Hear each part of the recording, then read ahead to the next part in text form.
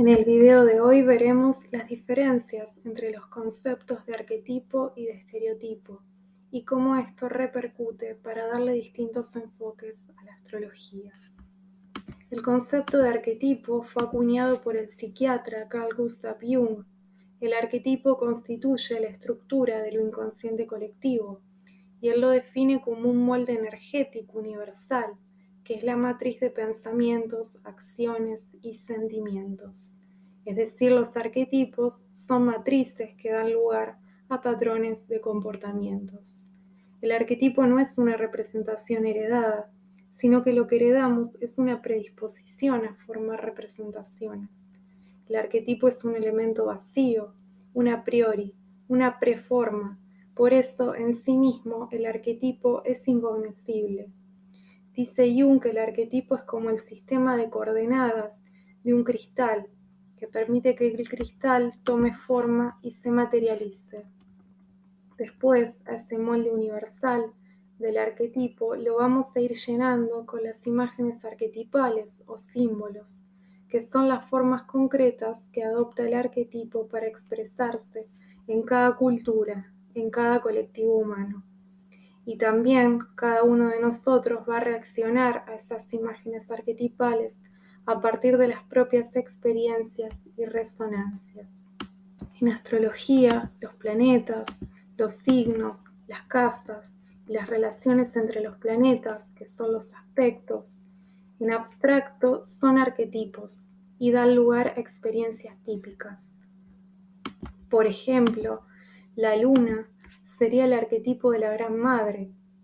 Como arquetipo posee un núcleo de significación constante, que son ideas o características que se le suelen adscribir a lo materno, como el cuidado, la protección, la nutrición, el afecto, entre otras. Después, por ejemplo, la luna en cada signo y casa en relación con otros planetas, y la casa 4 viene a darle el contenido, el matiz personal, lo cual va a hablarnos de cuál es el significado que adopta la experiencia de la madre en la particularidad de cada individuo, ya sea por su historia personal o por resonancias. Pero cabe recordar que siempre vivimos nuestra experiencia a partir de un trasfondo básico. Los arquetipos son ese trasfondo básico que configura el vivenciar humano y que pone a disposición el espectro de potencialidades posibles del comportamiento humano. Todos pasamos de alguna manera por la experiencia de distintos arquetipos, de la madre y del padre, del héroe, del guerrero, del amor, de la muerte, etc. El estereotipo es una imagen o idea comúnmente aceptada por un grupo o sociedad, con un carácter inmutable o cristalizado, acerca de un grupo de personas, y estas ideas se le atribuyen a estas personas por su pertenencia a cierto grupo.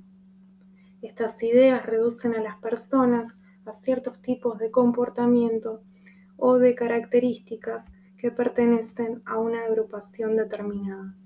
En cambio, las imágenes arquetípicas, si bien tienen un núcleo de significación constante, no son absolutas o inmutables, y cuando las tratamos como si así fueran, las convertimos en estereotipos, cristalizados, rígidos, constrictivos, confinadores, que pierden el dinamismo inherente a la imagen y que pueden condicionar a la persona, atraparla en fórmulas que no son compatibles con los profundos anhelos del alma.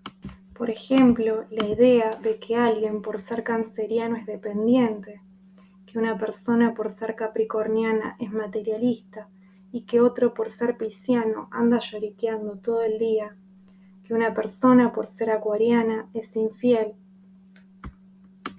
se hacen incompletas, escasas, pobres, cuando existen otros arquetipos en su carta natal que dan lugar a otras experiencias. Como dijimos antes, los signos son arquetipos y no hay arquetipos que se manifiesten puros en la vida de una persona, sino que en general nos movemos entre varios arquetipos que realizan distintos tipos de síntesis entre sí. Y en la carta natal de una persona hay suficientes arquetipos expresando distintas cualidades, como para que la persona haya podido integrar para su vida algunas de estas cualidades y no otras. Y la integración o síntesis que pudo hacer esa persona, el equilibrio que va pudiendo encontrar entre todos estos patrones de comportamientos, es estrictamente personal. Por otro lado, también tenemos que tener en cuenta que según las distintas etapas o las situaciones que va teniendo que afrontar en su vida, la persona puede usar más ciertos tipos de arquetipos que otros. Por estos motivos, cuando en este canal analizamos la carta natal de alguna persona famosa, nos ocupamos de buscar datos biográficos, rastreamos en acontecimientos de su vida, por ejemplo, de qué manera tomó forma su luna en cuadratura a Saturno, su Venus en Piscis o su Plutón en casa 10.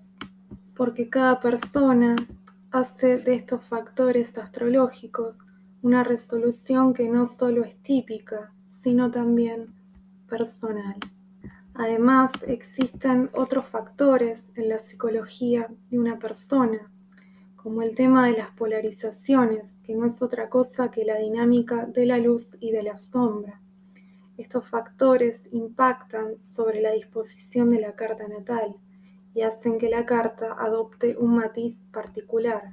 Por ejemplo, la persona puede manifestar más algunas cualidades de un signo que otras, priorizar más algunos signos que otros, puede usar más algunos planetas que otros, y esto puede variar según la dinámica misma de la carta natal, es decir, según las relaciones que se dan entre los distintos arquetipos, porque para la psicología humana algunos arquetipos tienen más afinidad con unos que con otros.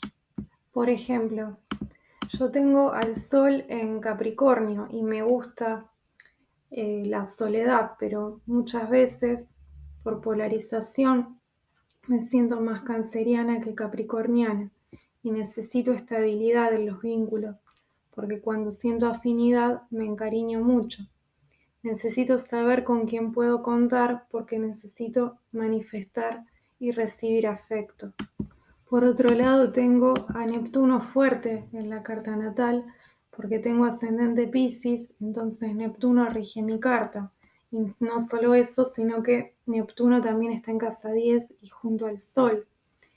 Y Neptuno tiene que ver con la disolución de formas, lo cual puede dar irresponsabilidad, mucha sensibilidad, la sensación de vivir en una nebulosa, porque Neptuno también disuelve el tiempo y trae alto despiste. Y como decía, tengo también al Sol junto a varios planetas en Capricornio, incluido a Saturno, que rige a Capricornio. Y esto para el ego es bastante contradictorio porque Capricornio tiene que ver con la concreción, con la estructuración de formas, entonces tiene que ver con la responsabilidad y también Capricornio tiene tendencia a reprimir o a ser discreto con sus emociones porque las emociones nos pueden llegar a desequilibrar y desorganizar.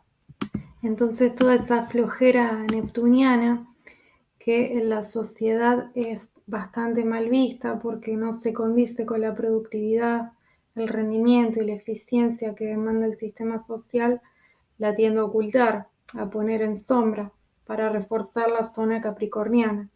Pero la sombra inevitablemente se termina expresando por el principio de compensación y la sombra puede expresarse por destino. Entonces suelo ser enamoradiza, insegura, indecisa, impuntual, fantasiosa, soñadora, puedo llegar a dormir por demás, porque lo que estoy haciendo es mucha fuerza para que Neptuno no me disuelva y termine por fuera de la realidad física. Y lo que pasa finalmente es que no puedo expresar las cualidades luminosas de Neptuno, como su intuición, porque cuando quiero percibir desde la mente racional, comprender desde allí, me confundo. Entonces vemos que también el sistema social condiciona a que podamos expresar o no los arquetipos que traemos en la carta natal, porque el sistema se lleva mejor con algunos arquetipos que con otros, o tolera mejor algunos aspectos de determinados arquetipos.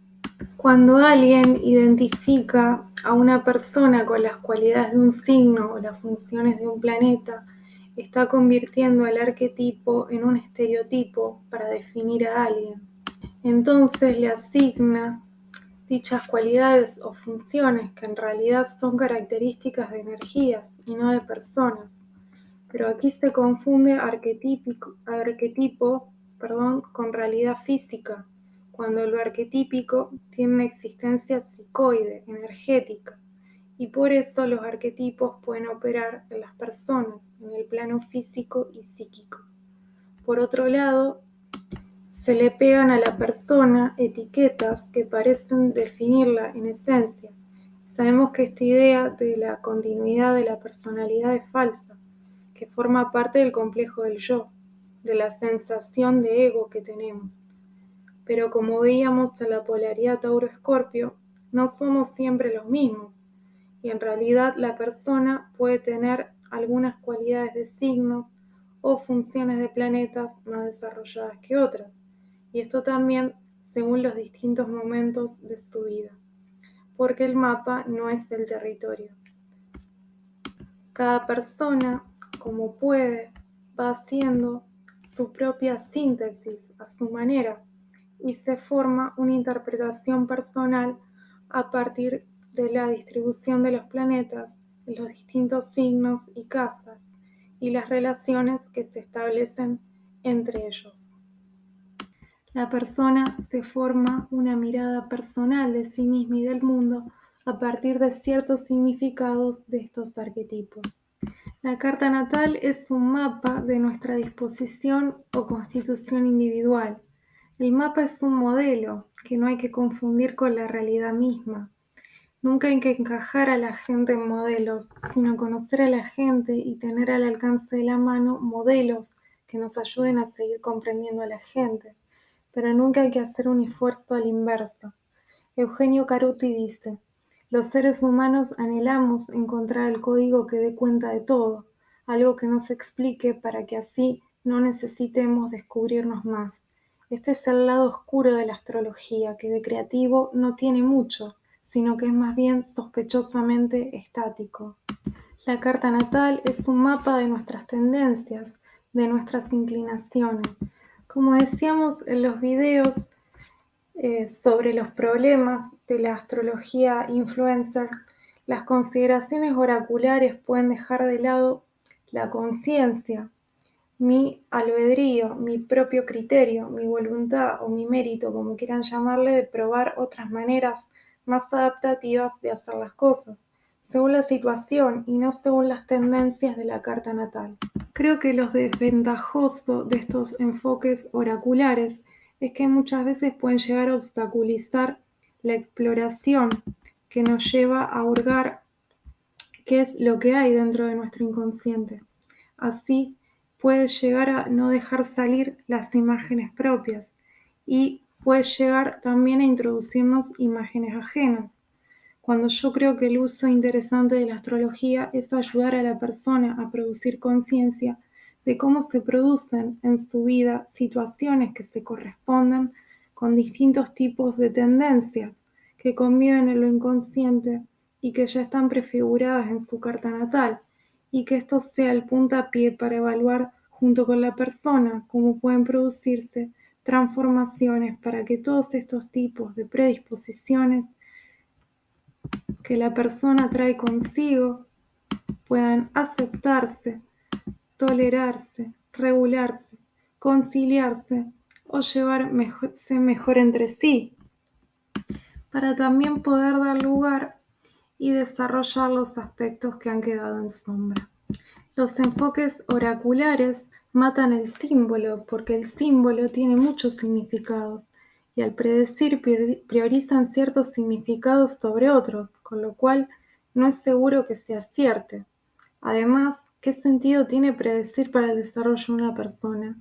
Yo creo que de lo que se trata es de enseñar orientar y guiar a la persona para que pueda, desde su situación particular, aprender a encontrarse a sí misma y que así pueda volverse capaz de relacionarse mejor con su inconsciente, para darse cuenta cuando su yo se está volviendo rígido, unilateral, disociándose de otros contenidos también valiosos, y para que pueda predisponerse y estar atenta a las claves que el inconsciente envía para balancear sus actitudes, para que pueda convertirse en mejor continente de sí misma.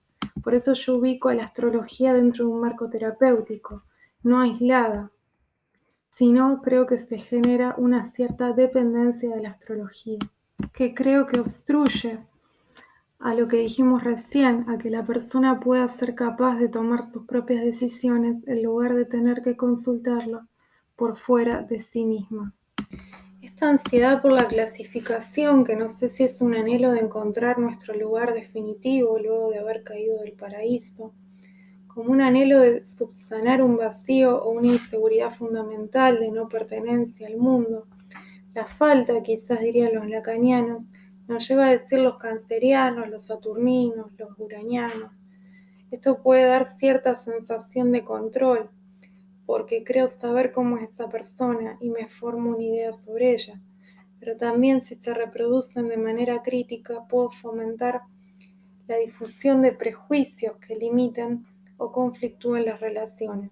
Como dice Sheldon Kopp, el mayor riesgo de utilizar taxonomías rígidas es deshumanizar a la persona al introducirla por la fuerza en determinadas categorías conceptuales y que muchas veces a lo único que conducen es a un tonto pseudo-intelectualismo.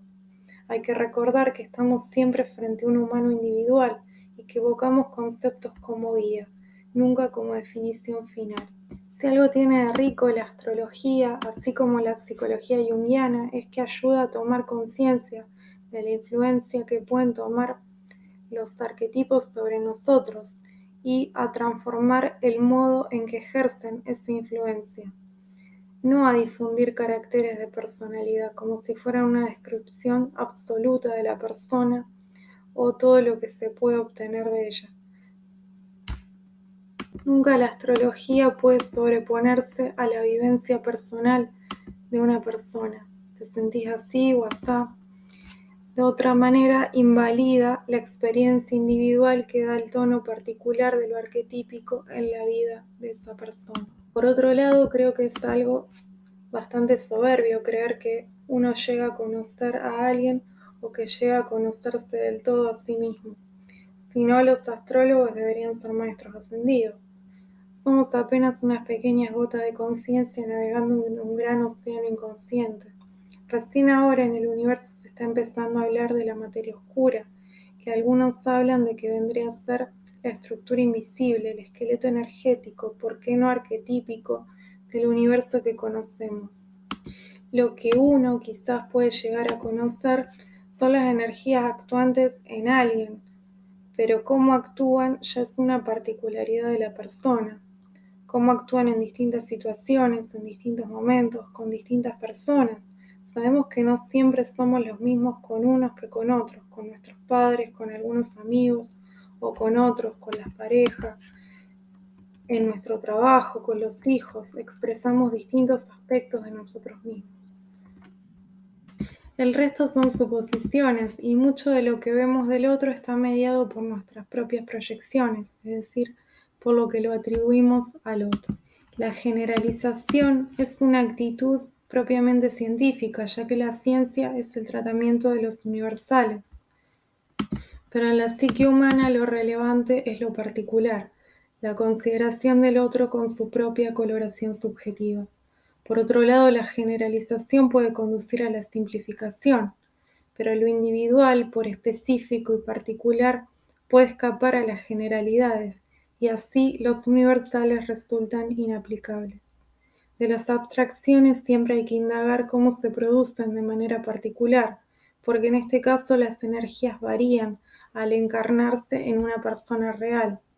Solo así se podrá influir sobre ellas y empezar a modificarlas, a reevaluar las interpretaciones que de ellas derivan.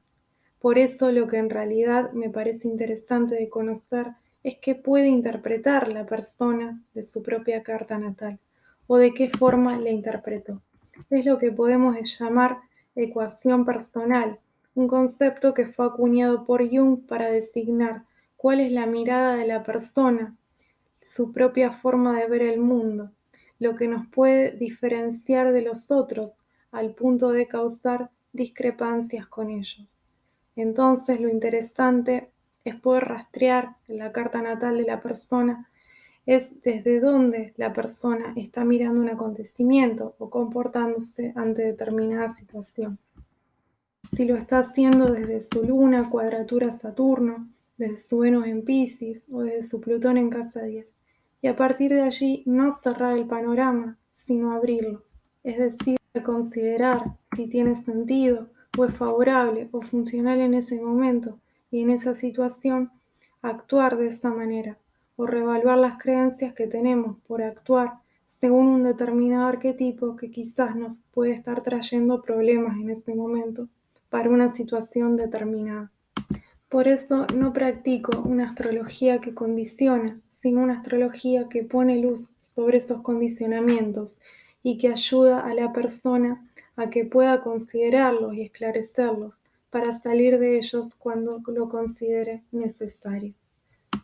Si llegaste hasta aquí, muchas gracias y nos vemos en un próximo video.